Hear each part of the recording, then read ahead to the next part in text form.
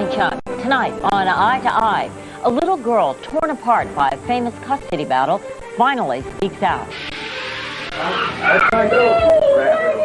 Dr. Elizabeth Morgan went to jail to save her child from alleged sexual abuse.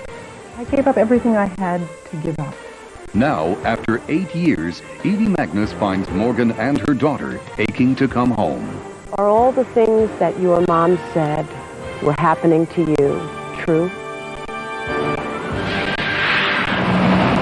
The military pays you for serving, even for serving time. It's an absolute outrage. In the military, crime pays. He's in for murder. He's in for molesting a little girl. He's already raped the victims, now he's raping the taxpayers. A bell will ring, like in the movies. But this scientist says, in real life, you have to ring that bell. She's smiling, she's tilting her head. Russ Mitchell gets a chemistry lesson in flirting. You're a man, I'm a woman. And you're terrific. And you're terrific. Yeah. Those stories, the latest in the O.J. Simpson trial, and more tonight on Eye to Eye.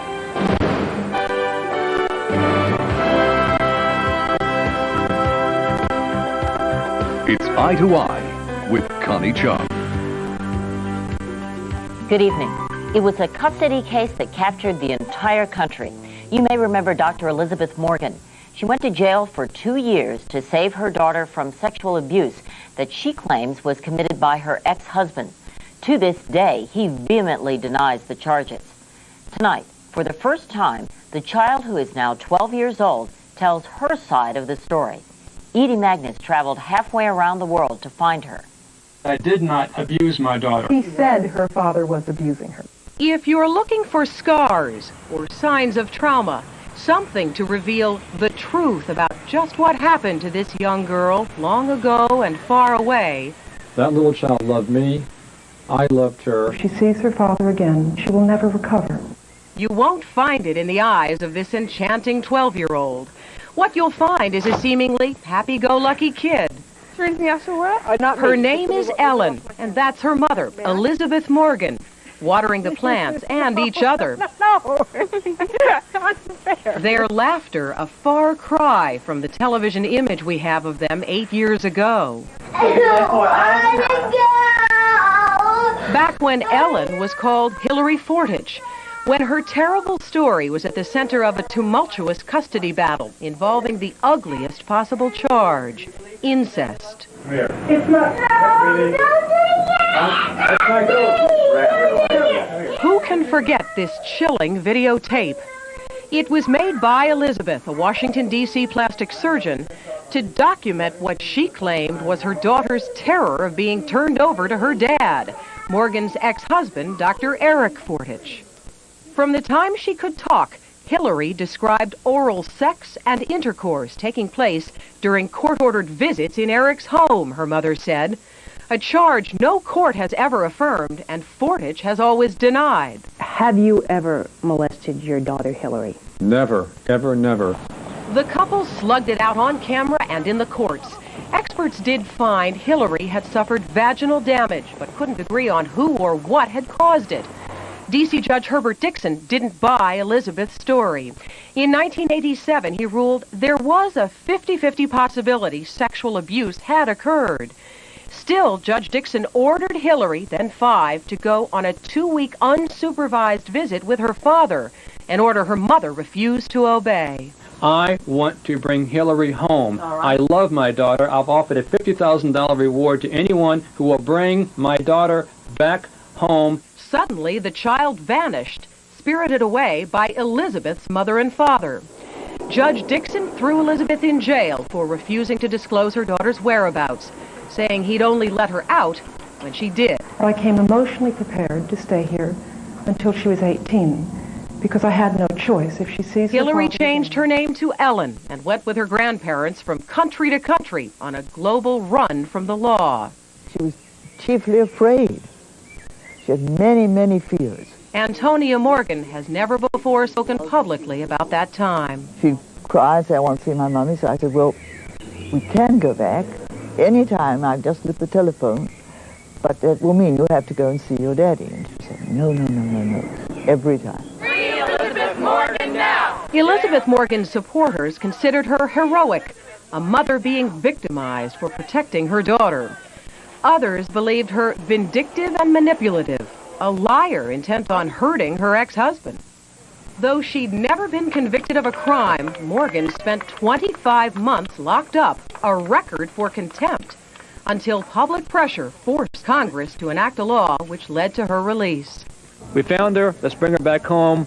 2.5 years after his daughter disappeared, Eric Fordich located her in Christchurch, New Zealand. The worldwide publicity had driven Antonia and her husband to seek refuge in this remote city of 300,000 people, in a nation with 300 million sheep. So this is where the police came to your door when Eric Fordich found you? Yes, it was. We were just going out of it all to the fireworks. Their hideout had been exposed. I just hope I can see her. Fordich was on his way. How did you explain it to Ellen? Ellen knew all about it. She didn't need any explanation. She knew she'd been found. It's what she'd been afraid of all the time. She was terrified. Just grabbed onto our hands and said, stay with me. Finally, just over 4 years ago, authorities in tiny New Zealand took control of the ugly international tug-of-war known as the Morgan Fordich case. And Elizabeth got part of what she wanted. She retained custody of her daughter. And Eric was barred from seeing the child and limited to communicating with her later on only by letters and cards. But while Elizabeth and Ellen were safe, they were also stuck, forbidden to leave New Zealand without permission, their passports kept under lock and key by the court. And the crucial question of whether Fordich had committed incest remained unresolved. The judge here, far from convinced, made no finding the little girl was sexually abused. She'd been told she was so often, he said, she believed it, true or not. Something a lot of people wonder about, and that's how much of what you feel comes from you, and how much is stuff that your mom has talked about to you, that your grandma has talked about to you. 100% from me. 100% from you. Ellen Morgan is old enough to speak for herself now with her New Zealand accent, and she wants to talk, though it's not easy for her.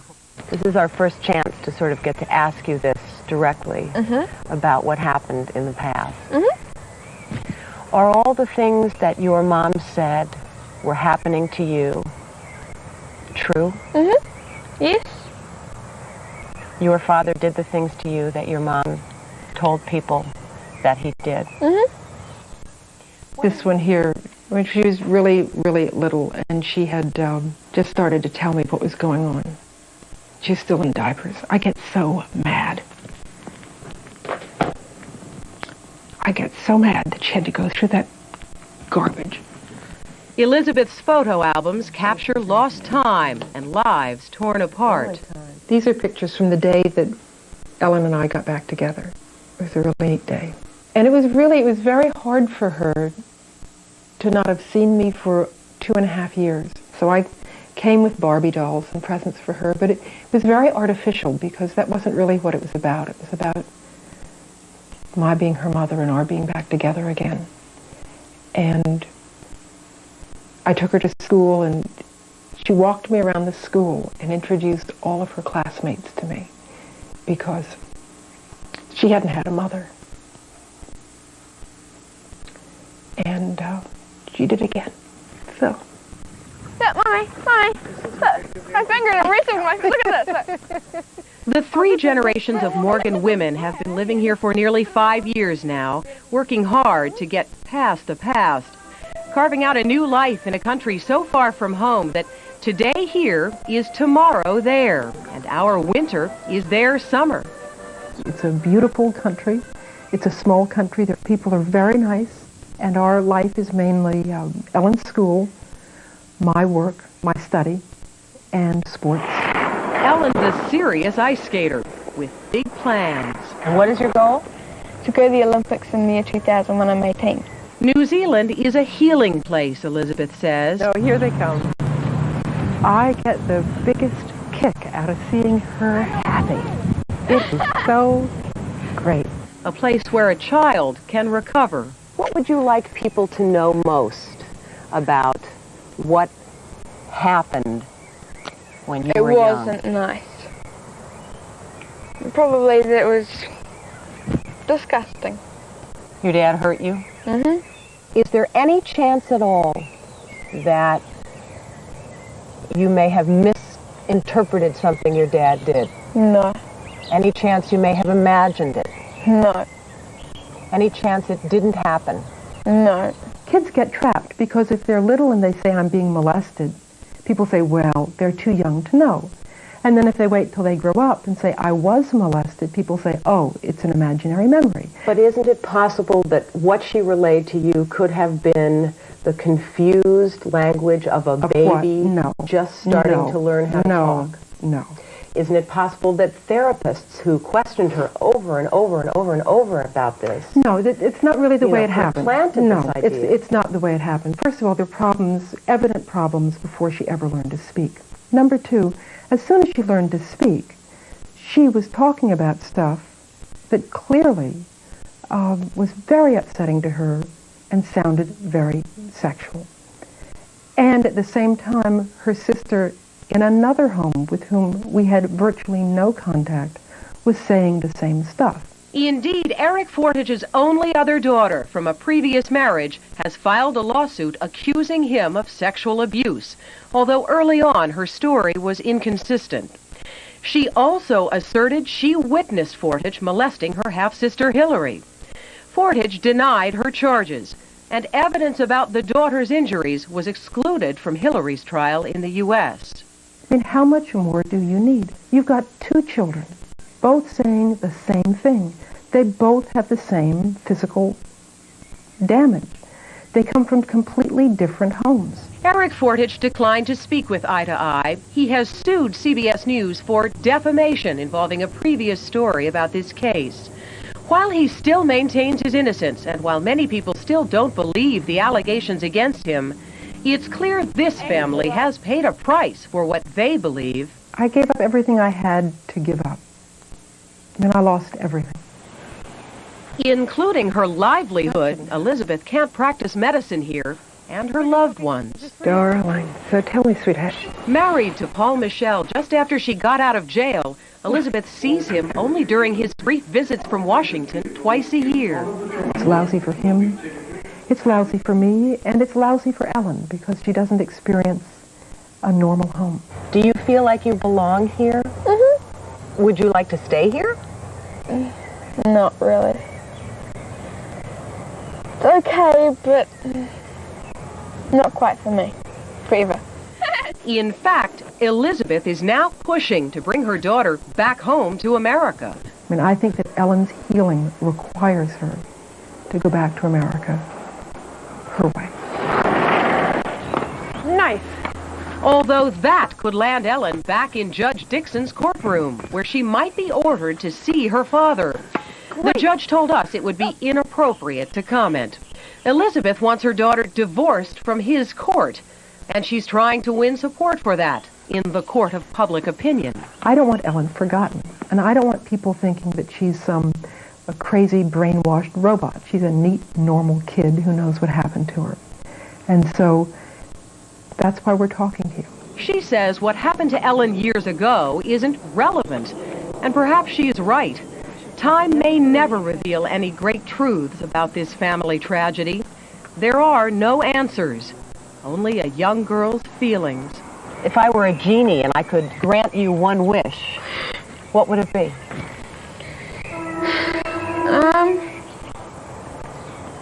To go home safely.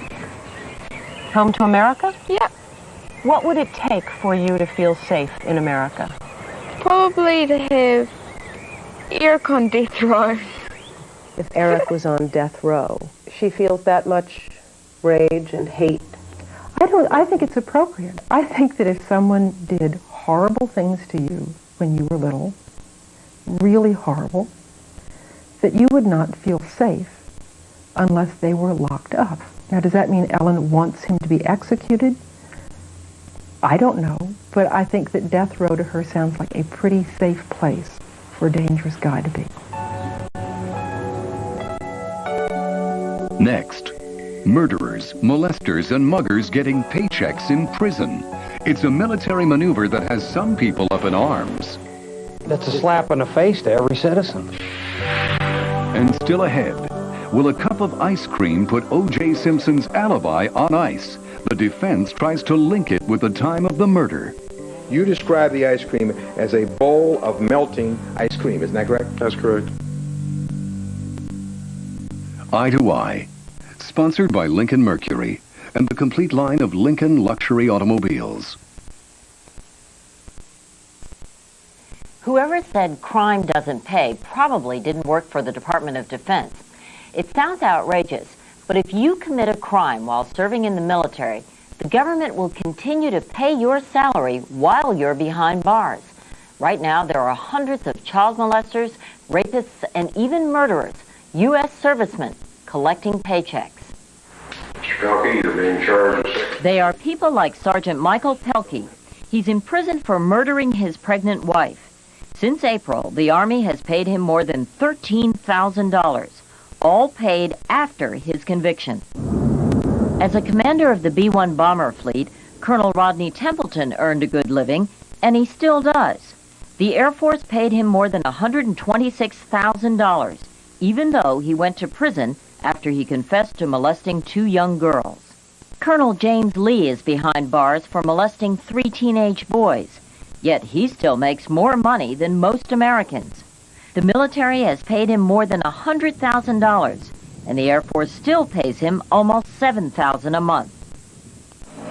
In fact, every month the Pentagon pays out more than $1 million in salaries to military inmates, most of whom are serving time here at Fort Leavenworth.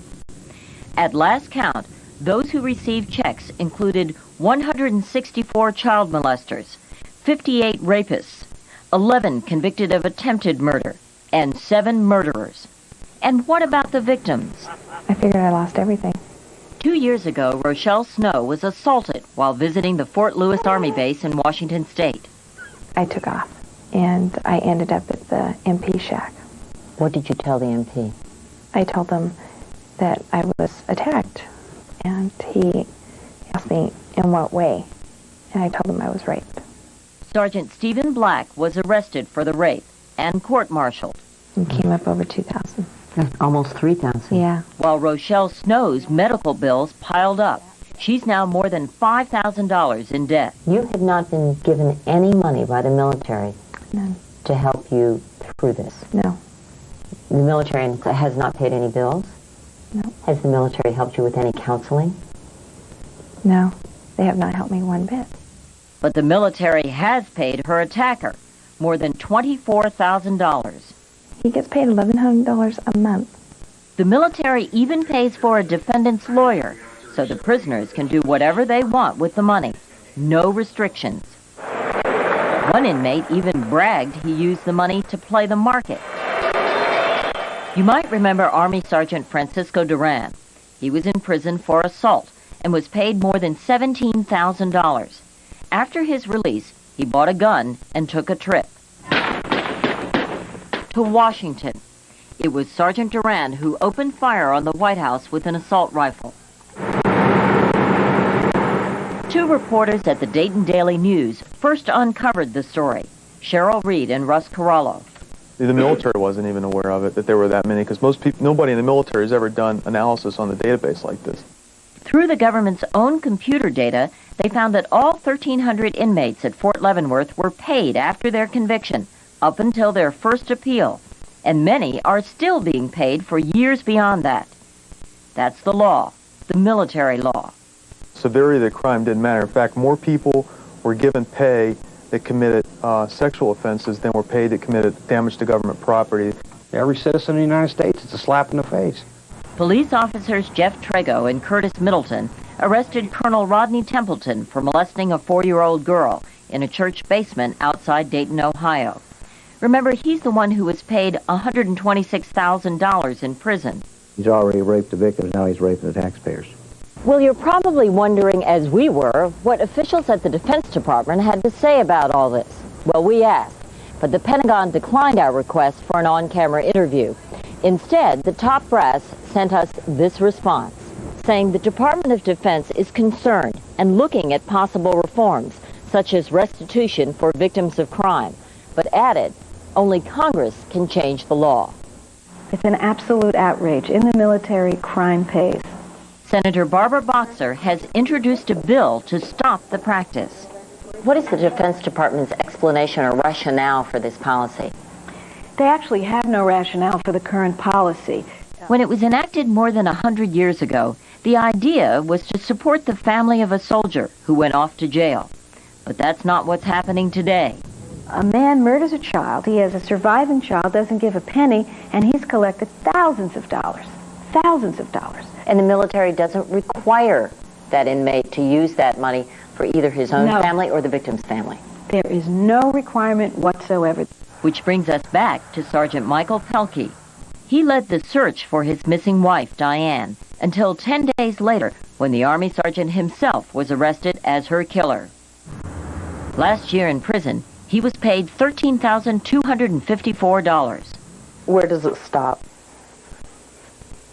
I think that this money should go to the victims. Pixie Armendariz is Diane Pelkey's sister-in-law. His son is a victim, and that money should be going to him. But it's not, and neither Sergeant Pelkey nor the military paid for Diane Pelkey's burial. Colorado taxpayers covered the $4,000 expense. It was really hard, because how could this happen? And one more thing. Sometimes these military convicts get paid even after they are paroled. Captain Wallace Darling served time for rape. Now he's got a civilian job that pays him $4,000 to $5,000 a month. Believe it or not, the Army still pays Darling part of his military salary, close to $3,000 a month. And what's the Pentagon's reaction to this? As we said, no comment. You can go on parole, get paid. Crime pays double. And then, how much is it costing us? We don't see, we don't hear, we don't know. And the victims don't understand. We pay our guys to commit crimes. That's what they're saying. But it's okay, because we'll take good care of you. And some military inmates continue to get paid until their appeals run out or until they're officially discharged. In the meantime, they not only get their salaries, they get raises too. These prisoners even get annual cost of living increases, although their cost of living doesn't change. They are, after all, in prison. Coming up, today's turn in the O.J. Simpson trial. When Eye to Eye continues in a moment. He was the first police officer to find the bodies of Nicole Brown Simpson and Ronald Goldman, and the first to make a connection that would eventually shock the world. I called my watch commander at the station, told him we had a double homicide on Bundy, and I told him that O.J. Simpson was somehow involved. Also, these members of Congress were elected to office. Trouble is, they all want the best office. I gave up size for a view. And while they're moving in, your money is moving out.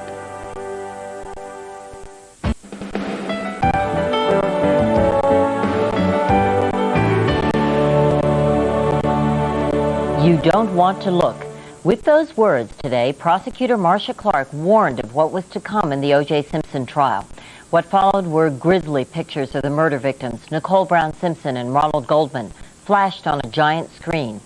But what those in the courtroom heard was almost as upsetting as what they saw.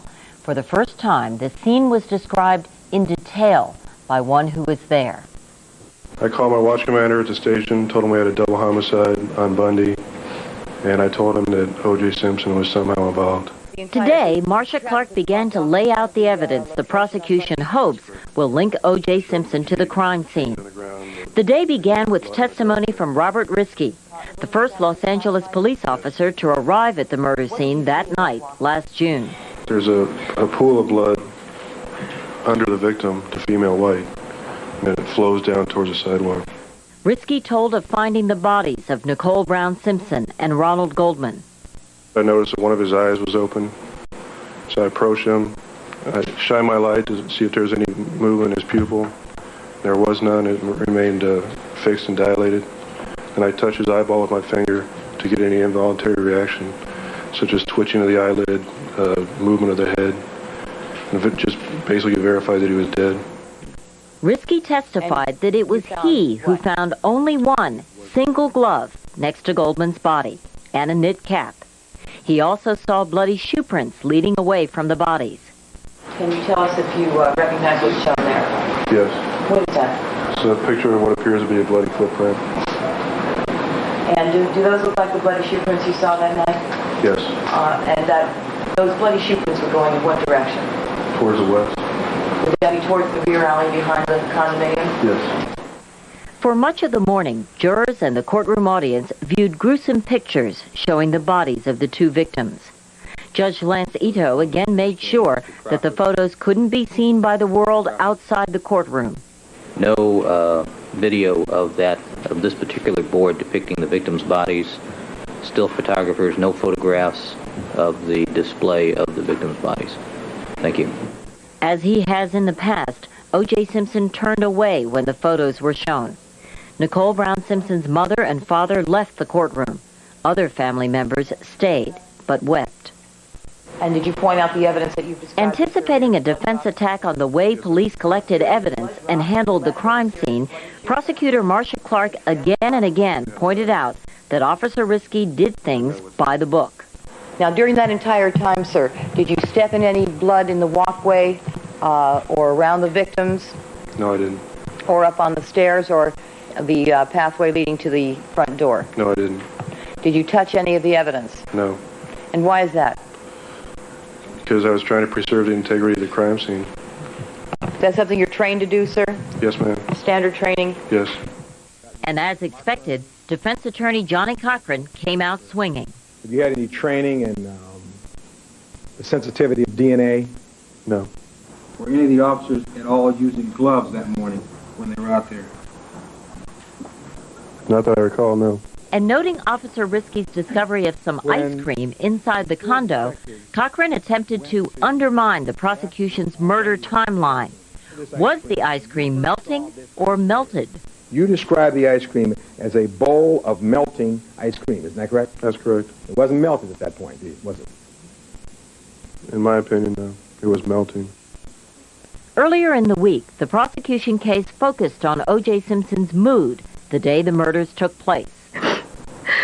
Denise Brown, Nicole Brown Simpson's sister, told jurors she found Simpson spooky and frightening at his daughter's dance recital. Every time I turned around, he was staring at Nicole. Candace Garvey, a Simpson acquaintance, said he seemed angry and sullen. He was, it was almost like he was simmering. I mean, it's hard to describe. He just, when he stared at me, I felt like he was looking right through me, and it scared me a little bit. The defense countered with a home video taken after the recital, showing Simpson saying goodbye to Brown family members, picking up his son Justin to give him a kiss, and laughing with a friend. Counsel, is there anything else? Defense attorneys relished the seeming contradiction. I remember the words of Mr. Simpson as he returned back to lockup last night, which kind of echoes the words of Rodney King, thank goodness for videos. Then, on to the crucial question of whether Simpson had time to commit the murders before boarding an overnight flight to Chicago. Prosecutors used Ron Goldman's punch-out time at the Mezzaluna restaurant to suggest 9:50 was the start of that window of opportunity. And you recall seeing Ron actually leave the restaurant at 10 minutes to 10? Yeah, I saw him walk out the door. After that, neighbors of Nicole Brown Simpson testified they heard a dog howling starting at about 10:15. You're watching the 10 o'clock news with your wife? Yes. And for how long did you watch the news? Well, about 15 or 20 minutes into it, I became aware of a barking sound. Did something awaken you? Yes. What? A very loud barking of dogs. I saw a dog running back and forth across the street, barking. Roughly 40 minutes later, at about 10:55 that night, Nicole Simpson's blood-spattered Akita was found by a neighbor out walking his dog. Stephen Schwab told jurors he is certain of the time because when he got home about 10 minutes later, One of his favorite television shows had just begun.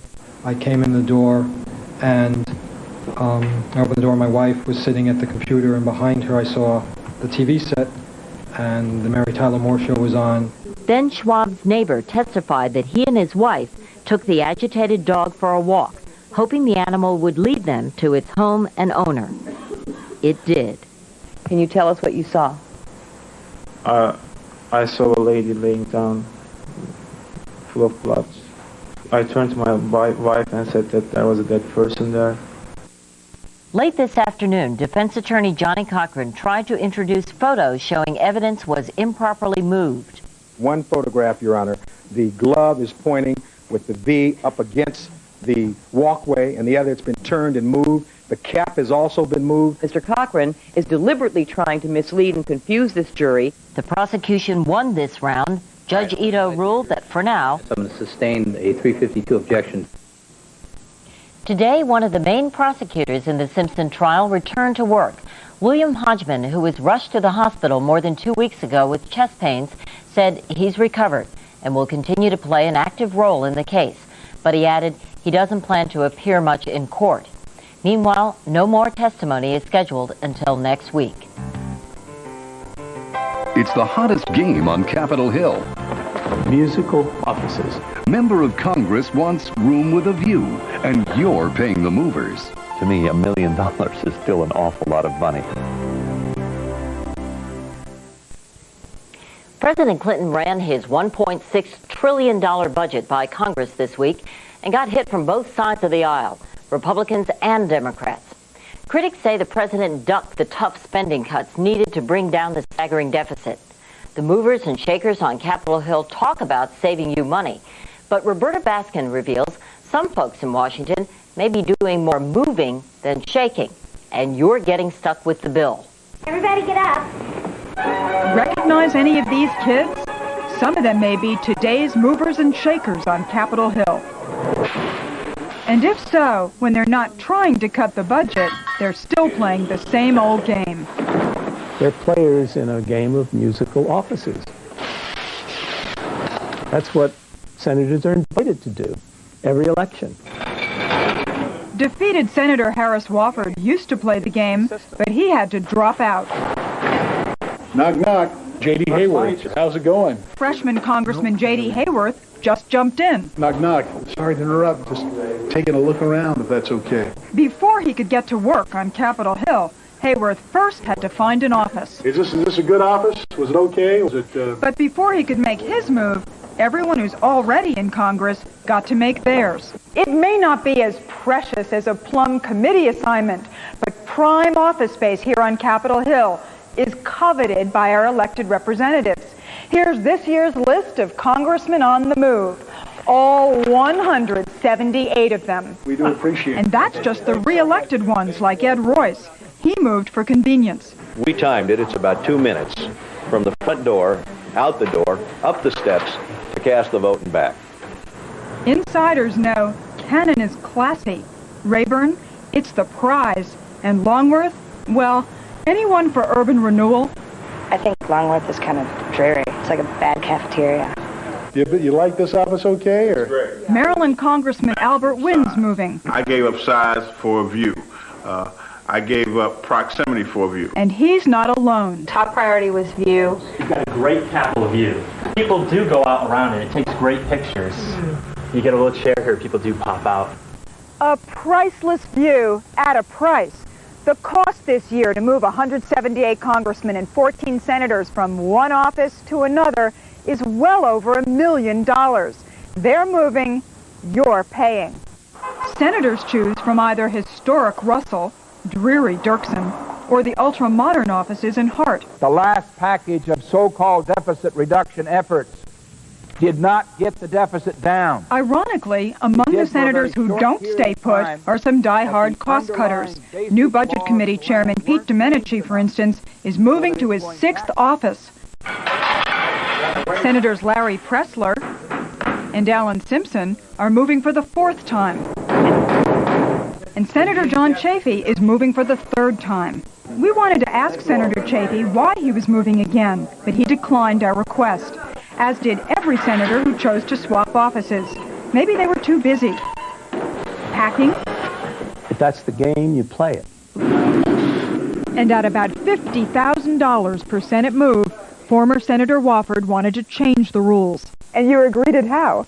I was greeted with a howl or a groan or a grunt or shaking of heads. It's just Wofford's idea was for the Senate to permanently assign 2 office spaces to each state, the way California does it now. But Wofford's idea was as successful as his re-election bid. He's the people's representative. It bombed. There were a few colleagues that had their eyes set on an office which they've been waiting to move into for years. We still don't know what those cost the Congress yet. Alaska Senator Ted Stevens, himself a 3-time mover, was particularly unreceptive. Senator Stevens seemed to me to get rather red in the face and red in the collar. But after Election Day, Stevens seemed to get the message. As the new chairman of the Senate Rules Committee, he sent out this letter urging colleagues not to move unless it was absolutely necessary. The 14 senators who are moving obviously think it is. When is it absolutely necessary? Maybe it's more when the ego tells you to move rather than necessary. Freshman Senator Rod Grams agrees it is time for Congress to settle down. I would hate to go to one of my constituents, or maybe 2 or 3 of them, and tell them that every dollar they spent in taxes this year went just so I could move my office closer to an elevator or to get a better view of the Capitol. Let me show you on the House side. We have 178 movers right now. Do you see potential savings here? Oh, definitely. And many of those movers simply move down the hall. I've marked some of them here, 1524 to 1526, 329 to 229. See, and that's where What I do you think get for that that's move? really outrageous to me. Mr. Nixon's office. As for Congressman J.D. Hayworth, Well, mark that down. What, Nixon's all about? Yeah, I think for history, sure. he checked out his limited options before making his choice. And so when you really want a view of the Capitol, when your constituents come, you just say, well, come out on the ledge. Hayworth ultimately passed on this office, I hope you can, decode that. instead settling on Mr. Hayworth has selected room 1023 that controls the board. Don't get us wrong. Any office is great. We're just really happy to be here. all ready to stop the music and start cutting the budget.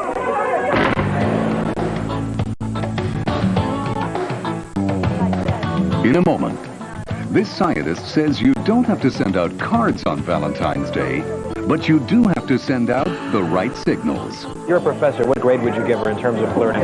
She'd probably get an A.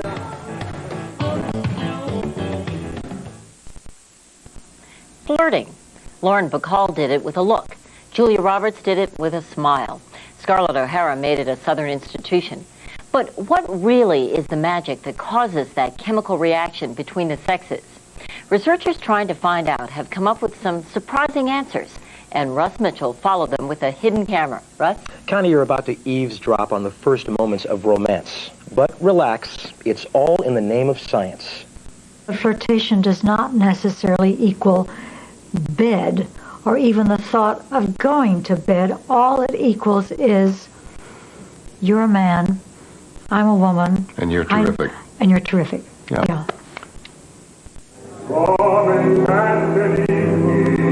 This is going to be a timed contest. The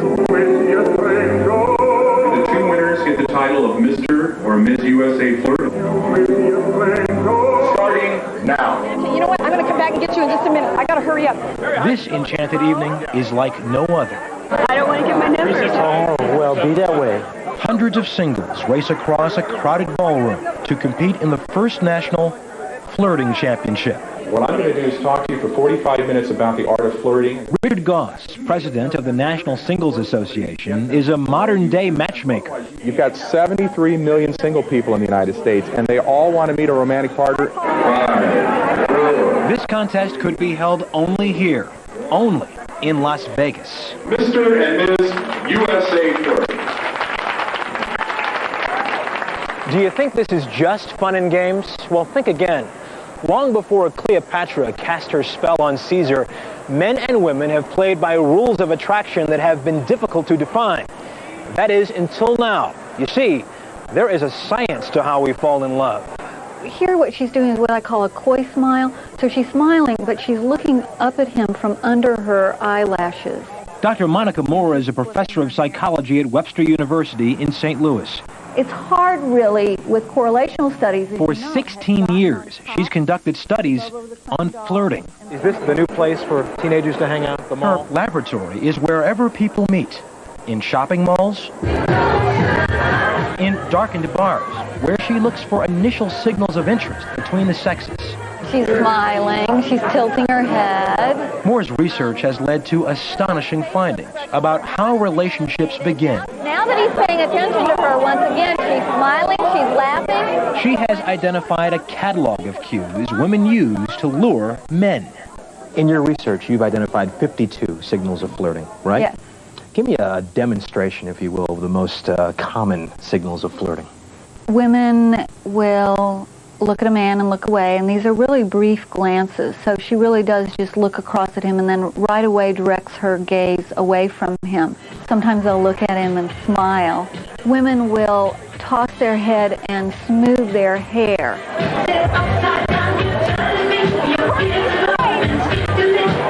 Women will touch their clothing, smooth their jacket. They'll play with an object like twirl a ring, or if they have a glass, they'll run their hand up and down the glass.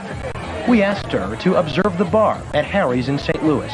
There's a couple here. Take a look at them and tell me what you see. She's still leaning forward toward him, so she must be comfortable enough with his arm on the back of her chair. She finds this series of precise movements and gestures sends subtle but powerful signals of interest to men. Notice how focused they are on one another. They've kind of closed themselves off into this little tight unit. And guys, if you think you picked your partner, think again. According to Moore, it's women who initiate most relationships, with a steady stream of signals. I would always caution men not to go on the basis of one single signal. So how many do they need? 2, 3, what? Lots. What I call a constellation of signals. You're a professor. What grade would you give her in terms of flirting? She'd probably get an A. Under the definition you just gave me, the woman is in control basically most of the time. She is more likely to give off subtle signals of interest before a man approaches. So we went to a movie, and then after the movie we went on the Staten Island ferry. And at 5 o'clock in the morning when I came home, I said to my mother, I lived home, this is a different era, I met the man I'm going to marry. We think about 2/3 of the time, before a man approaches, there have been some subtle signals of interest on the part of the woman. Such a fool. I didn't know it. I thought, boy, I'm in control of the thing, but I guess I wasn't. I had no choice. It was just preordained. I'm stuck. Suddenly I got married. And it lasted, look. And this may surprise you. Moore finds that in romance, how well you flirt is more important than how you look. We're going to do an experiment. Biologist Tim Perper's research confirms Moore's findings. It is not solely beauty that attracts the other sex, but body language, vivacity as well. To test this, Eye hired Myra, a professional model, and Cindy, a volunteer and not a model, to do an experiment at Harry's. One of you is going to send out all kinds of signals, and the other one is not. It's Cindy, our volunteer's job, to do the flirting. This is Myra, and there's Cindy at the bar. And Cindy has been there for, what, 2 minutes? 2 minutes. And that striking-looking man in the mustache is already talking to her. I like him, but... Here we go. Cindy's talking to another guy now. Cindy's having fun, I think. Yeah, she's enjoying it. Whereas Myra looks like her dog just died. At least 2 men have already approached Cindy. No one has really said anything to Myra as of yet. That's right. Whoa. What was that? That looked very much like a touch. So we've moved on. Using the flirting cues she's learned, Cindy is soon overwhelmed with admirers. Okay, look what's going on here. This guy has gotten up, left his buddies, and they're now making the moves on Myra. Yes. For the last 30 minutes, no one has spoken to Myra. Let's see how long this lasts. She is turning them down. And look what's happening here. Myra, it was very nice to meet you. He's giving up. Meanwhile, Cindy is reeling them in. What's your name? You look very pretty. Oh, thank you, Cindy. Men were coming up to Cindy. Really no one approached Myra. Did that surprise you at all? It's startling because the mythology, the legends that you're talking about, are that the beautiful woman by that alone ought to attract men like bees. Bees to honey. I don't know. I never twinkled my eyes at you, did I? Sexy I was, but did I twinkle the eyes? Are most men good or bad at reading the signals of flirting? Men who are having trouble in dating are often men who don't pay much attention to nonverbal behavior. What's your advice for women? Don't be shy, don't be timid, don't be afraid, and do not think that you're too ugly, too old, to do anything. And for men? Don't be too pushy. And don't be afraid to approach a woman, but don't be too pushy. And then they always say that you'll know because a bell will ring, like in the movies. The bells will go bing, bing. And sure enough, it did ring for me. I don't know about you, but that first kiss was bells ringing. And I've been all gung-ho for him ever since. Is that a joke? Eye to Eye. We'll be back in a moment. Coming up, 48 hours. Here's Dan Rather with a preview. Straight ahead, a new AIDS treatment no one has ever tried until now. Does it hold the key? An unforgettable story of men and women hoping for a cure. On 48 Hours, next. Thank you for joining us tonight. I'll see you tomorrow night with Dan Rather on the CBS Evening News. Good night, everyone.